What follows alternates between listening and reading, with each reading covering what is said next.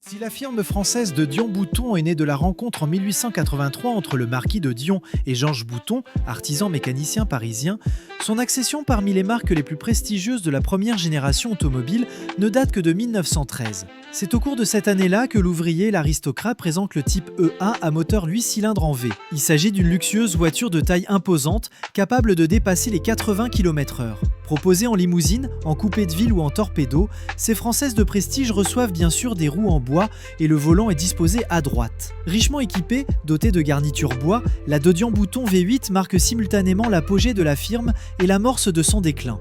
Malgré ses succès sportifs, une 4e place à la Targa Florio en 1913, la de Dion-Bouton à moteur 8 cylindres sera victime à la fois du manque d'esprit d'initiative et de perfectionnement de ses concepteurs et des années de guerre. Comme les autres firmes automobiles, de Dion-Bouton s'engage dans la fourniture de matériel militaire jusqu'en 1918. La production reprend ensuite, mais au ralenti. Les moteurs à 8 cylindres en V sont abandonnés à la fin de 1922.